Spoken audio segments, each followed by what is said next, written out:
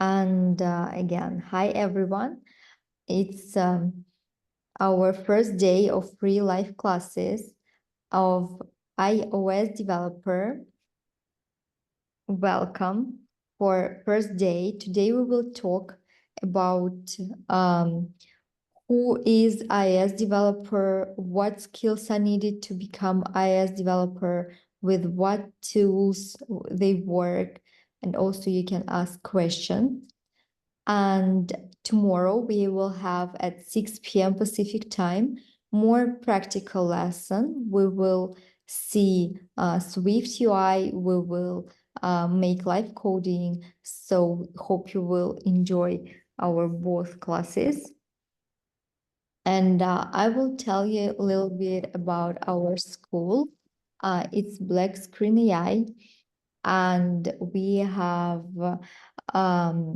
the school was founded in California, yes, and we have more than 8 programs, and we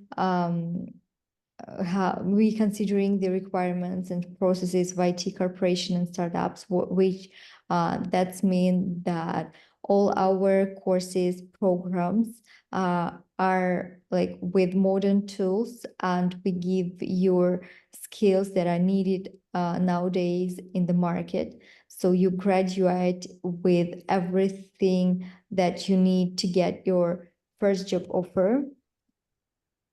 And our students, they we have already a lot of graduates who already got their job offer, and they work, for example, in companies like Meta, Google, PlayStation. And let's meet your instructor, Bylan. Please take the floor. Hello, guys. My name is Wylan. I've been an iOS developer for about coming up on 10 years. More than 7 years, that's correct. Coming up close to 10. I started with Objective-C, the beginning of Swift, Swift 1, Swift 2, Swift 3. It's all the way up to Swift 6 now. I've worked for big companies, small companies, contract work, my own self work. The cool thing about learning how to be an iOS developer is you really get to choose your own career path. You want to go work for a company like Apple, Meta, Nvidia, you're allowed to do that. Or you can, take a chance, start your own project and see how that does. Here we're going to learn about RESTful APIs as well, how to talk to the internet, how to use JSON. We're not just going to use Swift, we're going to use Swift UI. We're going to learn the difference between declarative and imperative programming. And any questions you guys have, I'm always going to be there to answer those questions. Great. And yeah, I recently just released an app 2 days ago using VR, AR, and AI. The goal was to have 4-year-olds write like 8-year-olds, because I noticed a lot of the youth is not reading as well as when I was a child. So I will show you guys, kind of walk you guys through that app once we get farther along and you guys can kind of understand what's going on. But it's called ABCs. It's on the App Store if you want to check it out. It's pretty cool. So. Yeah, thank you. Violet, do you want me to change slides, or do you want me to make stop sharing so you can share your screen? You could change the slide. It's the same thing as if I pull it up. Yeah. Just tell me next slide, okay? Okay. Let's start. So the changes from Swift 5 to Swift 6 are not that much, to be quite honest. The bigger changes happen with the earlier iterations when they're kind of finding out how they would like to build it out. So 2 to 3, 3 to 4. Swift 6 is more secure, has better initializers for strings, has a new count method, range set, better iteration over for in loops, and better exposure. This stuff's kind of higher end, but better exposure of internal dependencies. So if you're making frameworks, you have better control of how you're able to allow that framework to talk to the rest of the app, or if you're selling it to a future, you're, oop, let me mute this person. And yeah, so we're going to go over Swift. Swift as a language is object-oriented. Regular Swift is very much a mashup of the best of all the modern languages. It's a very modern language. So if you learn Swift, it picks little bits of JSON, little bits of JavaScript, little bits of Python, the best parts of that, and kind of mashes it into one language. It's very efficient, very quick, a lot more efficient than Python. It's a great language to start on. Once you learn Swift, you can learn any other language much easier if you want. That's what you want to do. But the latest version of Swift introduces significant language improvements, making code more concise and expressive. New feature enhanced concurrency handling, encoding validation, and modular import control, leading to more efficient and responsive apps. What I've noticed over the years of developing apps is it's all about efficiency. And what that means in this context is getting your idea done quicker and better and safer. So back in the day, they call it boilerplate code, which is sort of you'd have to set everything up. There'd be a lot of code that you just have to type out of pure necessity for the compiler. I wouldn't say it was useless, but it was a lot of extra typing that you'd have to do. And with the evolution of Swift, they made it, as the name says, Swift, quicker, swifter, faster. So you're really able to, with Swift, you're able to get your idea expressed as an app very quickly. And we're going to show you that here, how to do that. You could do the next screen.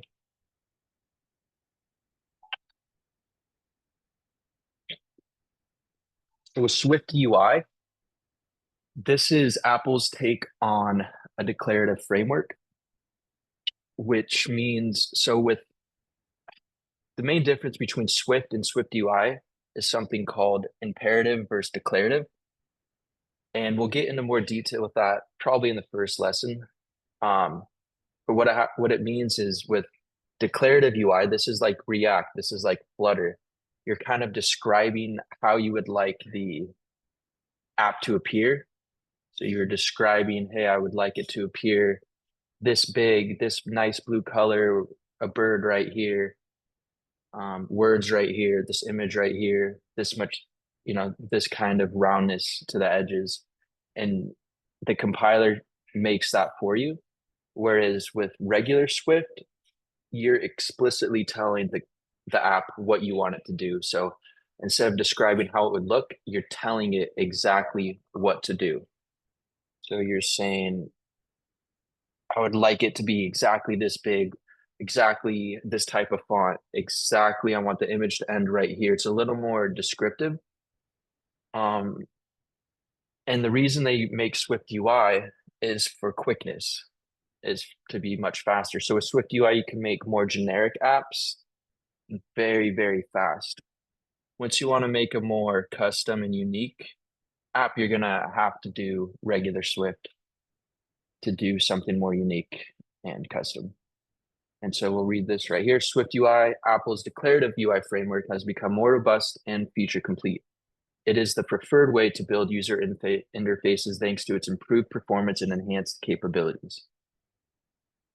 I believe that Swift UI will eventually take on React in some sort of way, in the sense of you'll be able to write Swift UI and port it over to an Android app as well. But that's hasn't been done yet, but that's just a prediction of mine. So let's see the next slide. VR and AR integration, augmented reality and virtual reality are becoming mainstream. With ARKit, the introduction of new VR frameworks, iOS developers can create immersive experiences. Throwing this on your resume, very helpful. At the very end, I would like to do some sort of AR app with you guys. Integration. Just drop a Apple, we'll have you guys find a custom model and drop it on a desk or something. And yeah, using AR and VR is the future.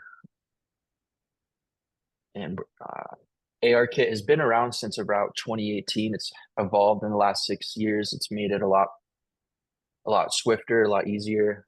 I wouldn't say easier, but a lot swifter to be able to create a VR app. And Apple has a lot of these tools built in to their native frameworks. So you don't even need to build out the AR environment. It's already there. You just need to talk to it. And we will teach you how to use the native libraries to create whatever AR app you're trying to create. If you want to make a little game, if you want to make a learning app like I did, we'll help you do that here. Next slide.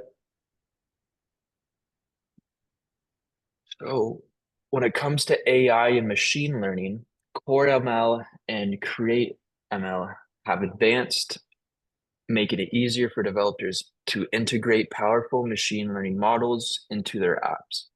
On-device processing ensures better privacy and performance. So what this means is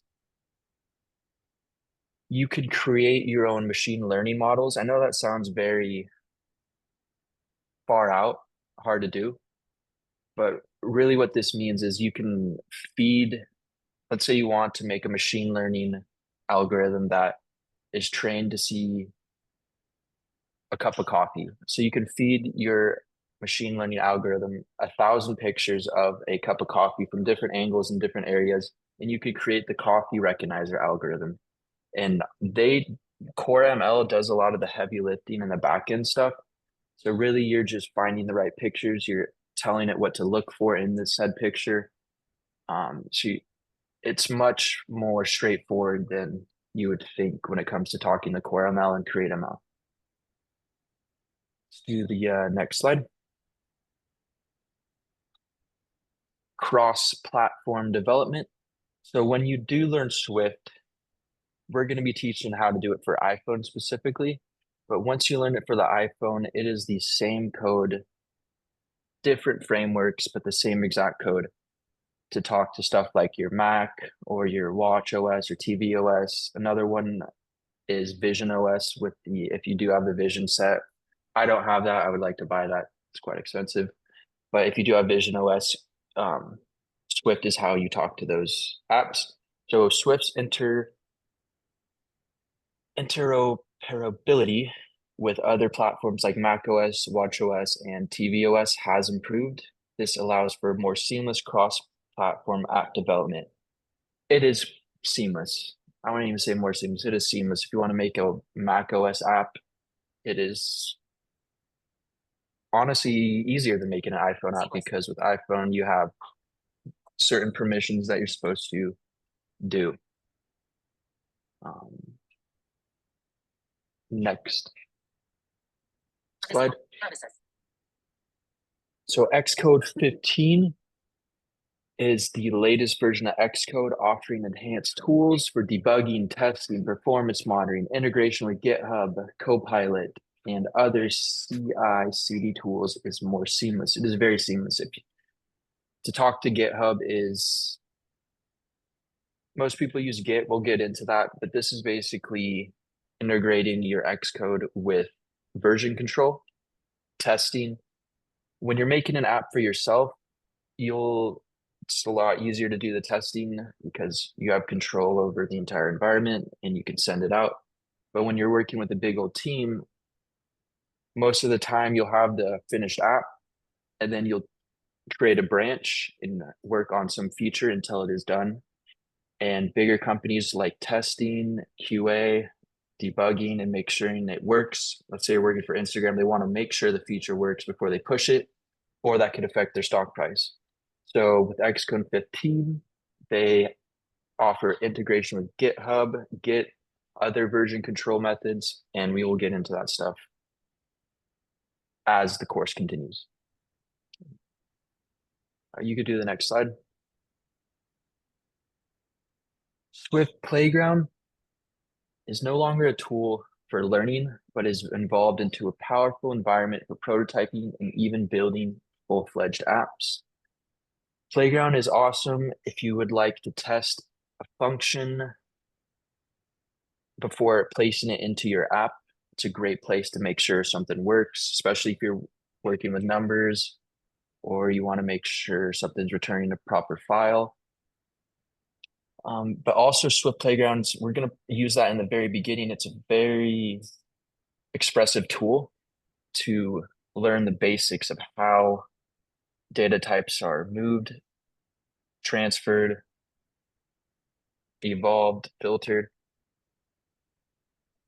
And it's evolved a lot in the last 10 years it's been around. You can even use it on iPad. I try to use it to teach my 8-year-old brother how to code, and it even has fun little games for younger audiences. If once you learn, you could teach your kid how to code using Swift Playgrounds.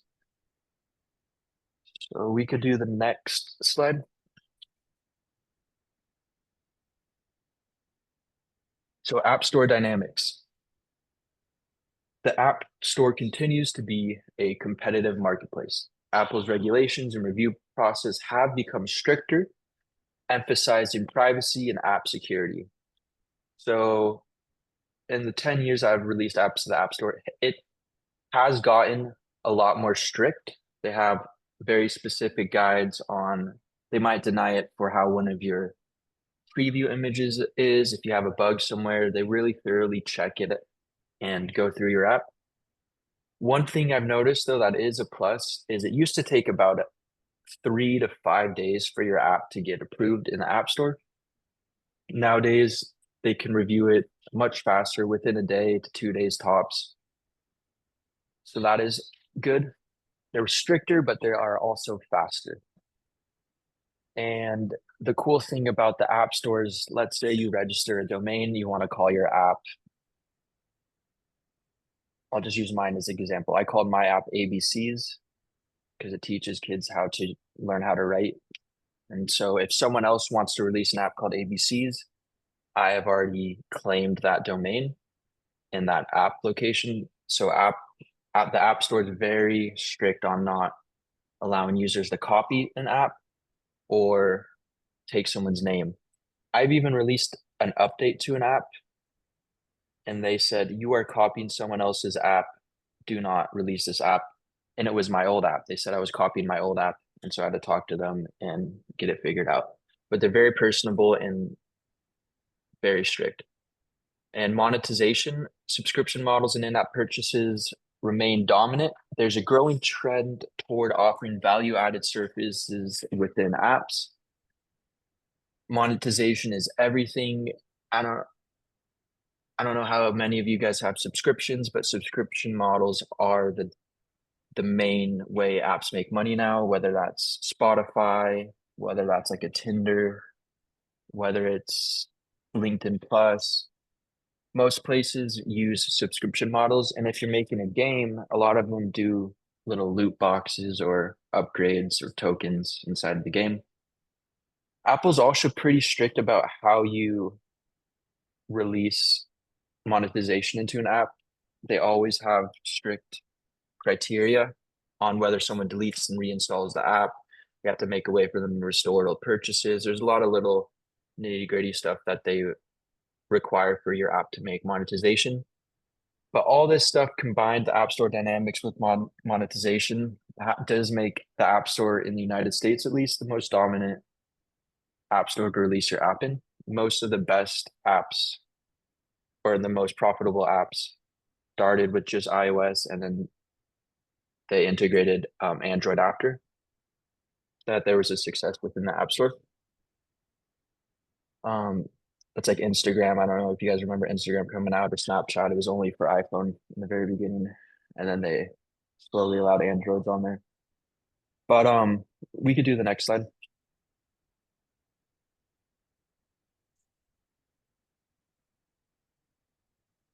Maria, we could click the next slide. So fragmentation. Despite Apple's tight ecosystem, iOS developers still face fragmentation issues with multiple devices and iOS versions, privacy regulations, compliance with privacy regulations like CCPA and GDPR is crucial. Apple's own privacy policies, such as app tracking, transparency, require careful handling of user data. So what all this means is what I just told you about how strict they are about stealing people's apps or trying to release another app under the same name. But the Child Care Protection Act is something that's the CCPA that I just had to deal with because I released a children's education app. All this means is they required you to be very transparent with the user. Let's say you're going to track their movements, you have to let the user know that you're tracking their movements. Or if you want access to their photos, you have to explicitly ask the user for access to their photos. You can't just somehow have access to their photos without asking the user. Or stuff like the camera, you have to ask the user, hey, can I have access to your camera? Yes, no, and stuff like that. And also, when you do release an app, you have to release a website with private policy, your own private policy. That seems like hard to do, but you could ask ChatGPT to build out your private policy that is CCPA regulated or GDPR regulated, and it does a really good job. So you don't need to pay a lawyer or anything to do that. You could do the next slide, Maria. Thanks, you guys.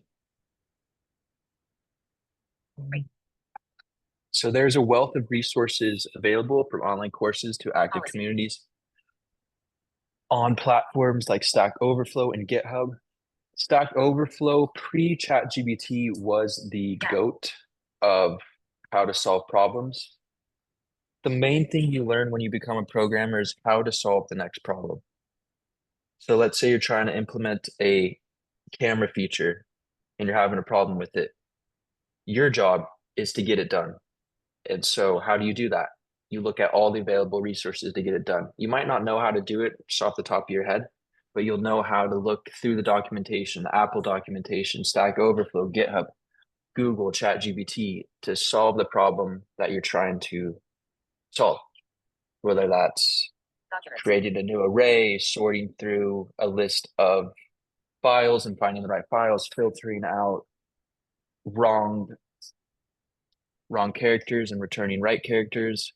Anything you're trying to do as a programmer, your job is to get the feature complete, and that's what keeps the world moving forward, or the app, the tech community moving forward.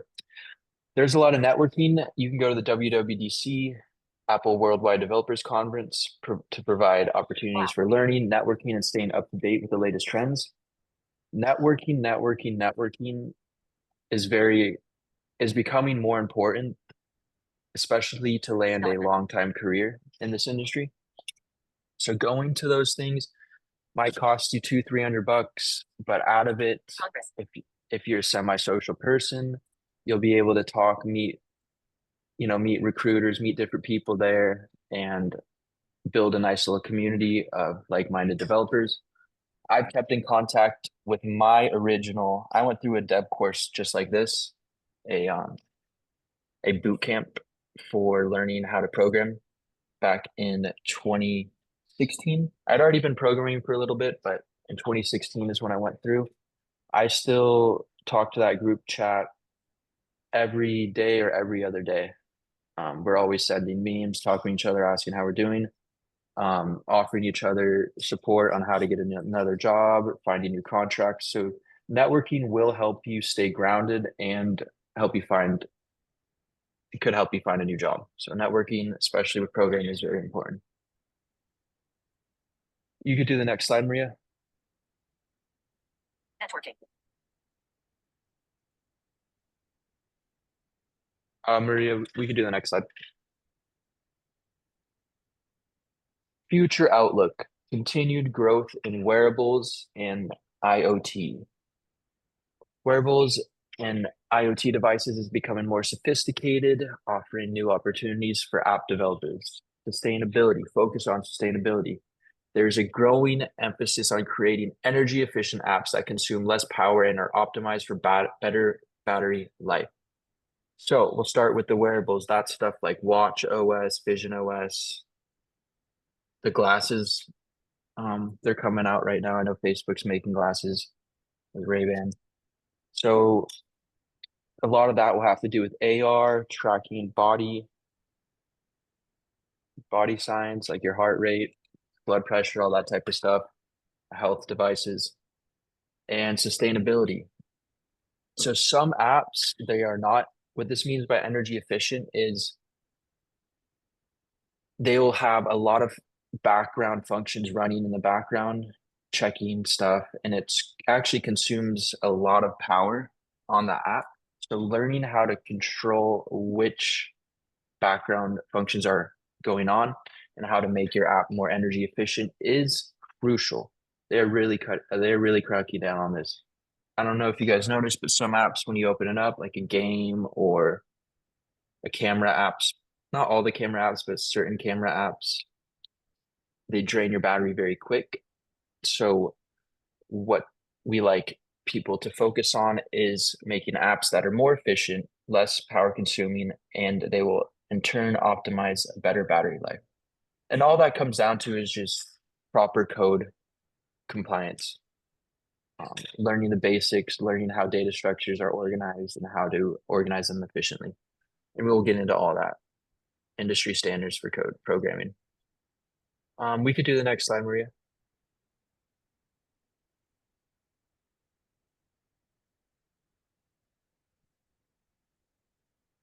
Maria, we could do the next slide. So conclusion, iOS development in 2024 is a vibrant and challenging field. Developers need to stay abreast of technological advancements, market trends, and regulatory challenges to succeed. With the right tools and knowledge, there are ample opportunities to create innovative and impactful applications. In the last year and a half, ChatGPT has scared a lot of people away from programming in general. They say the AI is going to take over. I use it every single day. It will not take over. What it will do is allow you to program 3-4 times as efficient as before.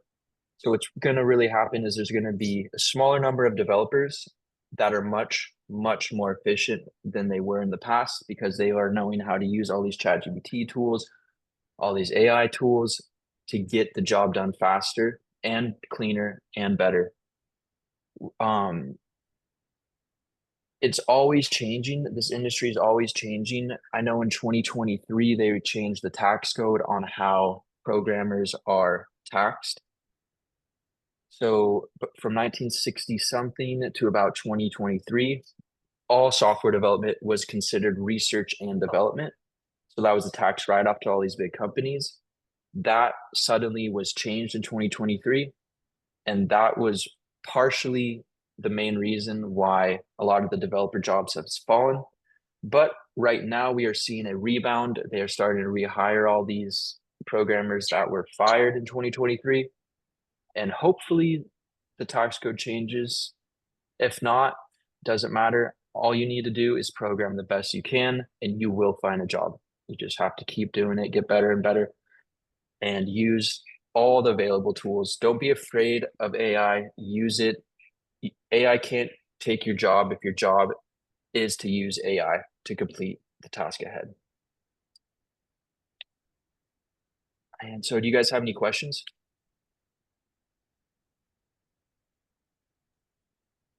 As we have kind of 30 minutes, maybe you can explain in short way, what is iOS developer profession? What does iOS developer, and maybe what skills are needed to become iOS developer? Is it possible to become iOS developer from scratch? Something like this. It is totally possible to become an iOS developer from scratch. What an iOS developer is, this means iPhone operating system developer. So when you become an iOS developer, you are a very specialized type of programmer. Your job is generally mobile development. So your job is to make the apps that run on the phones extremely efficient, extremely well. And anyone could get into this field. I'd say right now is one of the best times to get into it, simply because you have all these resources, ChatGPT, GitHub, Stack Overflow, everything. And as long as you know the regular industry standards on how to program efficiently, how to use data management and stuff like that, which we will teach you, you will excel. What it takes to be an iOS programmer or just a programmer in general is a lot of will. There's going to be a lot of ups and downs. You're going to think you're going to get stuck on a problem, think you are not smart enough to do it, almost give up on yourself, but then you keep trying to figure out the next, the problem that you're doing. Then you will solve it and you will think you are the smartest person in the world because you solved this problem and your app's doing great. Till the So, next problem, right? yes, till the next problem. A lot of up and downs. I don't know if you guys know programmers, but you can get stuck on a problem all day. I've known people that got stuck on problems for weeks. I haven't had anything like that happen to me, but it does happen. Generally, I'll be stuck on a problem for sometimes an entire day. That's usually a little long. But you will figure it out. You just have to develop this sort of grit of not giving up and knowing that there is a solution to your problem and you just have to get through it. A lot of these skills will transfer into real life when it comes to not giving up and just keeping your eyes on what you're supposed to be doing. But iOS development, you guys are coming in at a great time. We'll teach you how to use ChatGPT more towards the end. I want you guys to have the basics of data types and data manipulation down before we get into using ChatGPT. Because even with ChatGPT, a lot of times the code comes out wonky. And sometimes, one time this was just a couple weeks ago, I was using ChatGPT for maybe 2 hours trying to figure out some problem, asking it different ways. And all I needed to do was go into the developer documents and I figured it out in 5 minutes by just searching old school style through the internet and documents on how to figure this problem out. So just knowing when change course and how to accomplish the next thing. You guys want, I could share my screen. I could show you guys We a have couple of here a my raised apps. hand. I guess we Okay. have question. Yeah, We Juliet do have a Joseph. question. Yes, I Yeah. have a question, and I have probably a comment, Sure. or two questions. The first question is, I was not sorry, I was not there at the beginning. So is the program is free?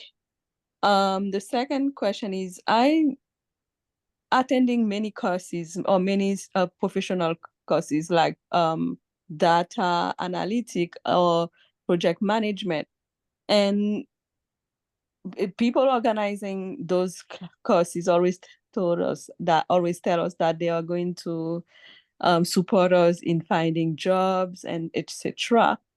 But in reality, what we saw that was materialized, of course, they support us to build our resume and they support us to do mock interview, but after that they disappeared, and then we never had the support we're supposed to have to find a job in the field that they were telling us they will help us. So how we can trust you that if we follow the process, are you going to be there to support us in looking for a job? Yeah, I can answer those questions. Thank you. So what about the program? It's 2 online lessons free, so you can get to know better the school, the mentor, and the profession, and then decide if you want to proceed with this. And then the course is like, we have a price. And in the end of the webinar, I will show the price, so you can sign up for the course. And what about supporting? I will also answer these questions in the end. It's like the last slides. So please stay tuned with us so you can like see how we support and how we help our students to get the job offer. Okay? Thank you. So Wylon, you wanted to share your screen, right? Yeah, let me pull up Okay. my app first. I will pull that store page.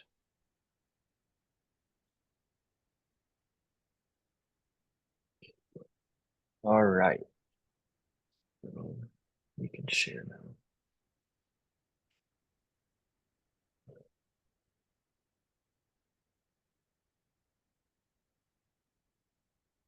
I'm just going to share my entire desktop with you guys.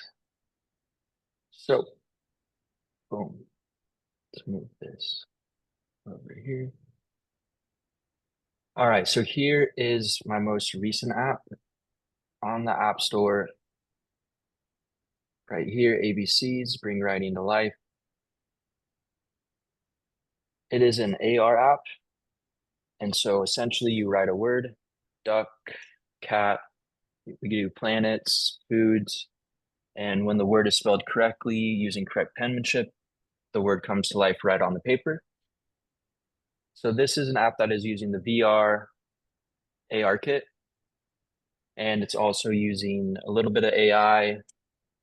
And yes, I just released this 2 days ago, so it's very fresh. It's a big app, 401 megabytes, but let's go back to this. So how the app breaks down is we have our art, which is, here's some of the art. We got carrot, got eggs, we got planets like Mercury, Mars, fish, all this stuff. All And these so, images were created by ChatGPT. no, these arts are Creative Commons licenses. I got these from a website where artists share their work. Some of them were made by Apple. Most of them I found by just looking throughout the internet for free. Okay. Yeah, this one was made by Apple. And so how it breaks down, what was your question? What the part of AI in your app here? What part is AI? Yes. What does AI in this app? So we go to the view controllers over here and text capture view controller, which I'm bringing up right now. It uses AI to read the handwriting and using using vision, import vision. So vision is partly AI, partly machine learning algorithms, all that stuff. So you could throw that on your resume. How it works is it takes a recognized text, which is the text that you write. Down here, this is some recognized text that I was testing. So I don't know if you guys can see, that's kind of small. But it takes a recognized text. When it's correct, it will process text recognition results. So it takes in a result, which is a string, and it goes in here, creates a box.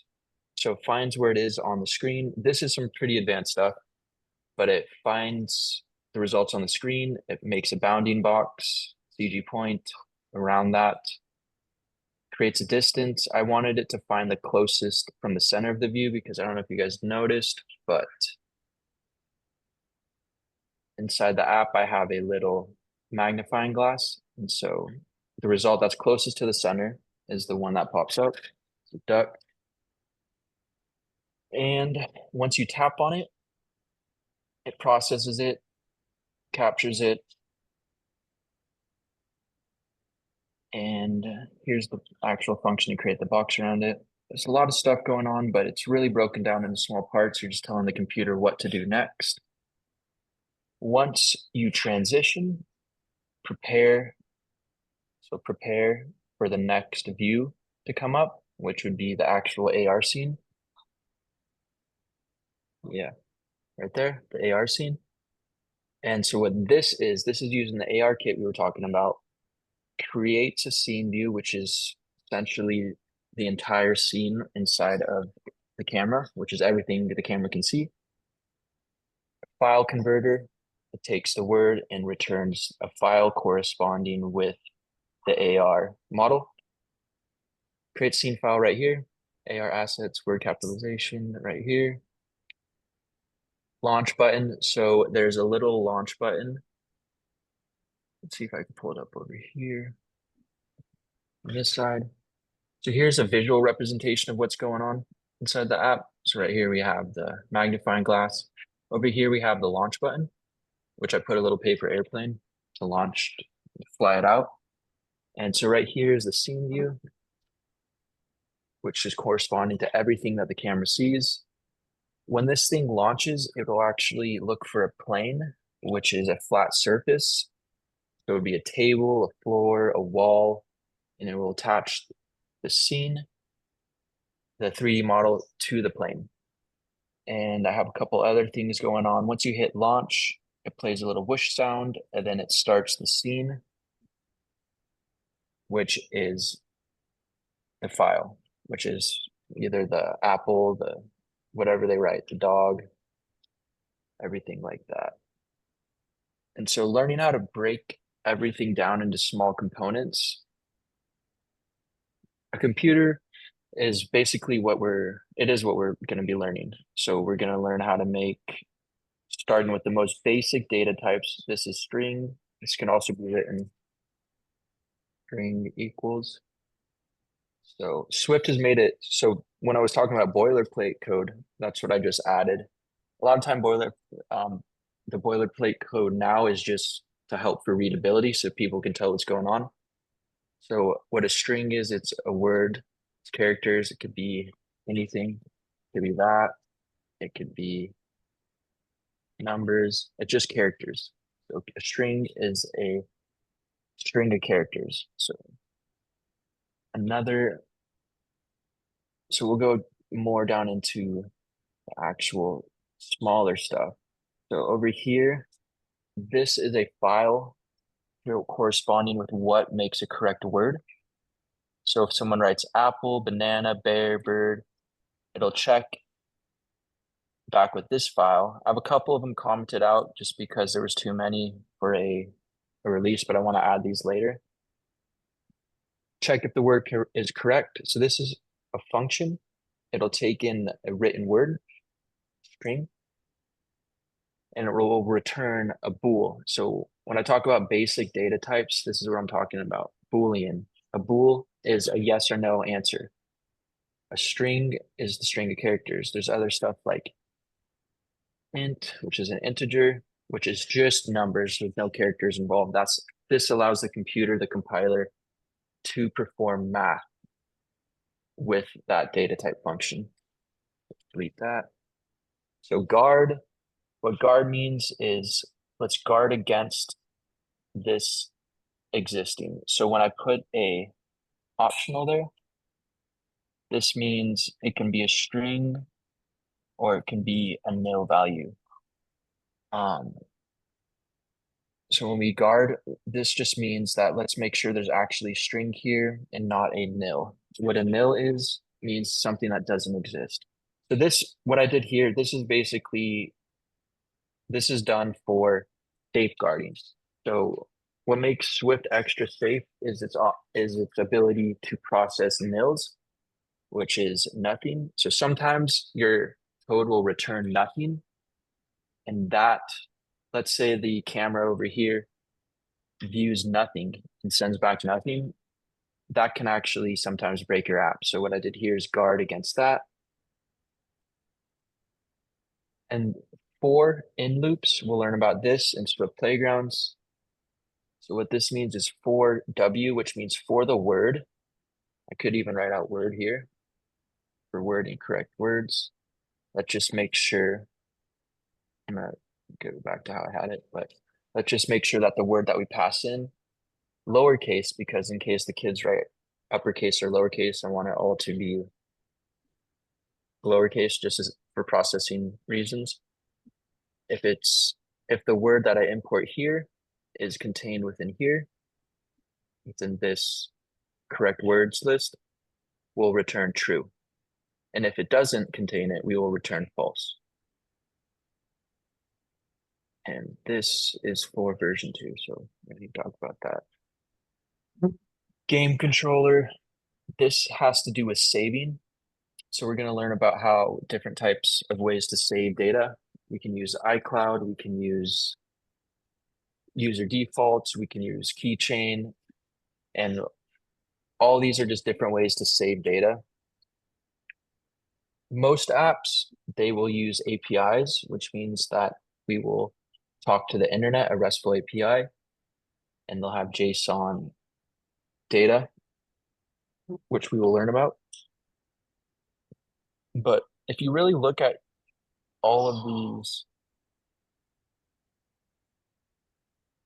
functions, you're going to see a lot of the same words over and over again. Do, so compiler, do this, decode, JSON decoder. Try to decode this. If it does decode, return players. Catch, if it does not, if it's not able to decode the player, the saved player, we will return nothing, which is a nil. So get players, this means return. We will return a player or nothing. If it returns nothing, that means over here, we're going to show the new. And I have to say, if there's no players saved over here in this data, this right here is going to pop up with new. If there is player, it'll fill this out with the player name and stuff like that. How long did it take you to create this app? This app right here, about 5 months. But I could show you another app I built in about 1 month. This one is a contract. So this app has a lot more advanced technologies like AR and all sorts of stuff. But a simpler app, like let's say this other one that's being loaded, coming up on my computer slowly. Simpler apps you can get done within a week, a month, just depends on how many features you are adding and how good of a programmer you are. So this one's very advanced. So it took me about 5 months. This one was a contract that I'm building out for someone called Luxury Markets. This is about a month's worth of work. So this one's a luxury market app. Let's see if I can zoom out here. This one has a lot of more basic components, just talking to the internet, filling it out. Here, I'll launch it so you guys can see. This one took about a month to make. It's a lot more organized than my other one, simply because I'm doing it for someone else and not myself. So I wanted it to be very organized in case I get another developer on this project. So right now I'm running the simulator. The simulator Xcode and simulator come free with Apple. It's only when you want to post your app to the App Store do they make you pay $100 a year to have a developer account. But all the developer tools that I'm showing you right now are free for anyone who has a Mac or a laptop. Oh, so we can't do that. So what I did right there is launch Lux Market to while on iPhone. I want to do it to a simulator. So as you can see, there's tons of simulators you can run. We'll go iPhone 15 Pro and launch. But as you can see right here, I'm setting a lot of custom fonts, which you can import. I'm setting up a lot of stuff, set up the table view, set up the data source of the table views. This is a custom view, which I have over here. So user posted table view cell. That's over here. User posted table view cell. This guy wants to make a Bugatti selling app, so I did that for him. Let's go back to where we were. And tomorrow, Wylan will show you more about live coding and working with Xcode. Over here, some more basic data types, floats, index paths, integers. This is just loading up. The first time you run your app on the simulator, it does take a while to load it all up. Here's some of my older apps, no notes.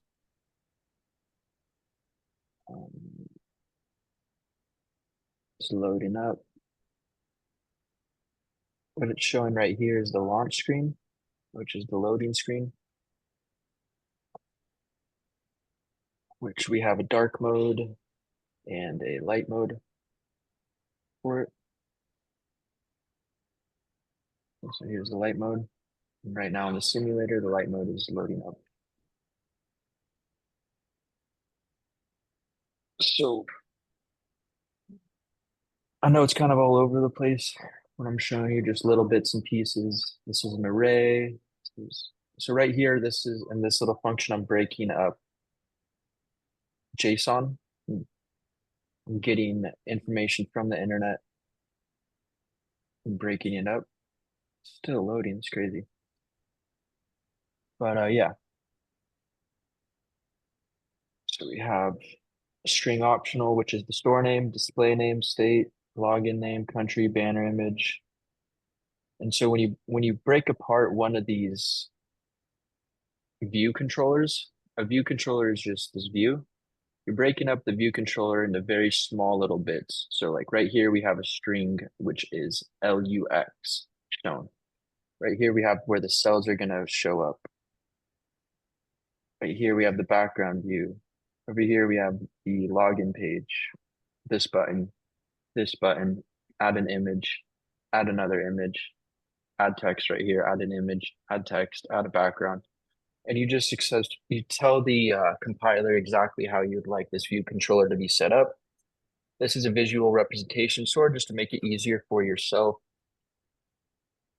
on where So exactly guys, they would most likely show up. And so here's the app. First time it loads up, it takes a while. But that's how your favorite app looks inside. exactly. Yeah, we have 7 minutes left. So maybe I can share my screen and tell a little bit about the course, and tomorrow we will work more about, I will talk about the course, and tomorrow we will talk about Xcode. Exactly. Okay. And so this is talking to the internet. And so yeah, we'll get into more of this stuff as the course starts and continues. Thank you, Maria. You can also stop sharing my screen now. I think it's right here. Stop share. Okay.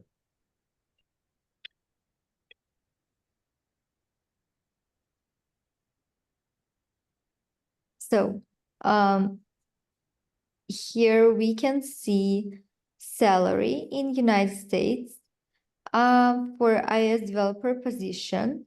Of course, it depends on which state you are and if you're senior, middle, or junior.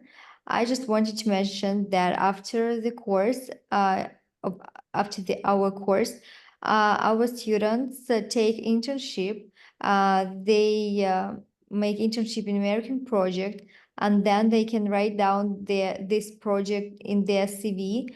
So they can also they have experience in this project, that they mention this in CV, so they always can apply for middle position. That project gives you opportunity to apply for middle positions of iOS developer. Okay, so here you can see the salary for the year. And What about timeline? Yes, we start the course October 30, and the duration of the course is 6 months. And for the lessons, we prepared a lot of practice. انت عارف And انا كنت ازاي yes, fortunately, I can't hear you well. Can you repeat, please?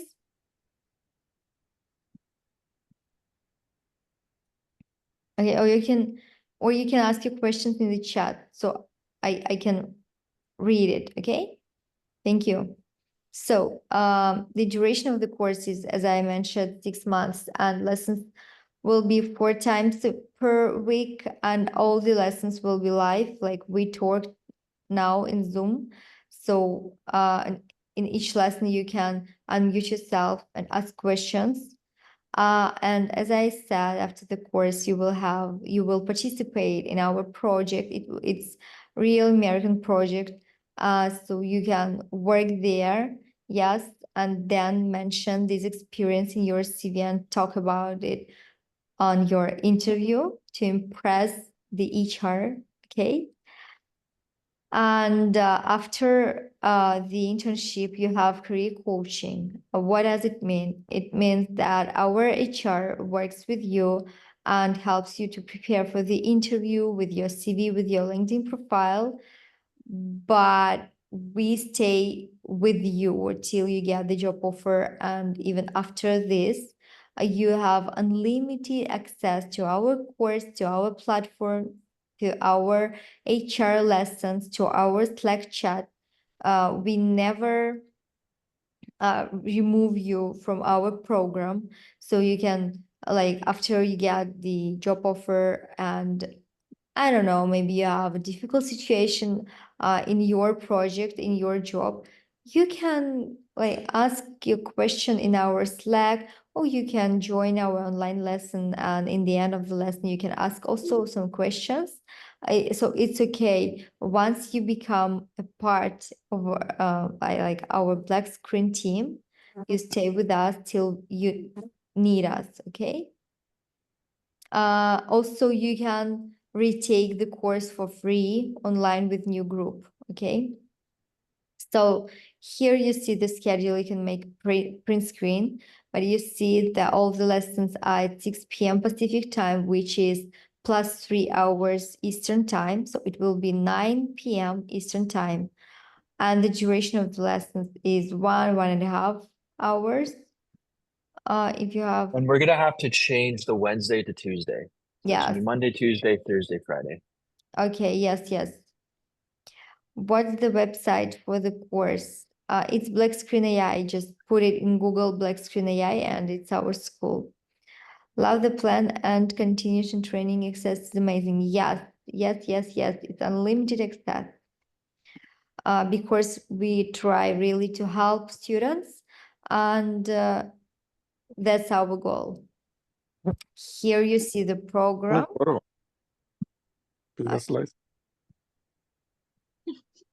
Yeah, Byron, if you want to make any comments on the training program, just Yeah, we're gonna start out with the history of Swift and iOS development. We're gonna teach you guys about what object-oriented programming is, MVC, which is Model View Controller or Model View Controller. It's what I was doing on how I organize my files and how they talk to the view controller. We're going to talk about classes versus structures, classes and structures, the data types. Kind of got into a little bit of that, but what an integer is, what a double is, what a string is, what a float is, etc. All these data types are the basic building blocks of all programming languages. All of them use integers, all of them use doubles, all of them use string, float. It's the very basic building blocks of programming. We're going to learn about optionals, which is Swift's one of their main safety protocols is to use optionals. There's that question mark I was throwing in to a lot of my functions. We're going to learn about functions, what a closure is, what a function is, the native libraries, which is UIKit, Foundation, and the native libraries also do include the ARKit, the AV Foundation, the ML Core, the Core ML, all those things are all native libraries. Native libraries are libraries that are built by Apple. specifically for iOS development. We're going to learn about storyboard, which is the view representation that I had on the right of my screen of your code. We're going to learn about view controllers, UI view. You put the UI view in the view controller, how it's all laid out. We're going to learn about threading, async and await, Swift package manager, Cocoa pods. What that is are people make their own libraries and they import them or export them into Swift package manager. And so you can use those to make your code more efficient, help out with different ways to saving data, or if you want to create a special UI, which is user interface feature, a lot of times Swift package manager will have that already for you done. So that's just a time saver. We're going to learn about RESTful APIs, JSON data, Git, push. All that stuff was in the second app I told you about. That's basically how to talk to the internet, how to get data from the internet, how to upload data to the internet, all that sort of stuff. We're going to learn about UI collection view, UI table view. Both of those were used on the second app I showed you. It's how Instagram is used. It's how YouTube app is used. They all use table view or collection view. It's the scroll view with the different blocks inside of it. We're going to learn about different device storages using core data, Swift data, user defaults. We'll learn about a couple other more advanced ones like keychain access and stuff like that. And then finally, at the very end, we'll learn a little bit about how to use ARKit and vision technology if you would like to make an AR app. So thank you, Maria. Okay, thank you. And here I see in chat the question about the price of the course. And here you see our special offer only for participants for this webinar, and this offer is only for 24 hours. So you can scan QR code and like book the special price for you. So our And I manager, would like to add, this is a great price. My course was about 12 grand, and this was in 2016. So that might have been probably 15 grand today. So this is a very good price yeah, it's to get a for job 6 in iOS months. development. For Exactly. 6 Yeah, months. mine was only 4 months, 4 or 5 months too. 6 months plus internship, plus HR, plus interview preparation, plus unlimited access, plus 4 times per week. So just book this offer, scan QR code. After that, our manager will contact you, and answer your questions if there are any questions, and then send you invoice and contracts you sign. And then on October 30, we will start, you will get the access, and like you will participate in our first lesson, and then the second, the third, and all 6 months you will be with us, becoming the best iOS developer in the world. I don't know. Okay. So here we are. October 30, 6 months, 4 times per week. The duration of lesson 1 hour, 1.5. We have like we don't make big groups, so we have maximum like 10 people in the group. So don't lose your time and sign up for the course if you are interested in becoming iOS developer. Again, here is our QR code, and thank you everyone, guys, for spending this 1 hour together, making steps to your future career. We will wait you tomorrow for our practical lessons. So today, Valen showed you a little bit about inside, yes, of the iOS developer. We showed you tools. You saw coding. Tomorrow we will make live coding. So if you want, if you have Xcode, you can repeat after us. If you don't, just listen attentively and ask questions. We always appreciate when you ask questions. Thank you everyone again. We will wait you tomorrow with the same link, same time. Yes, 6 p.m. Pacific time. Have a nice evening. Hope you enjoyed the class. Till tomorrow.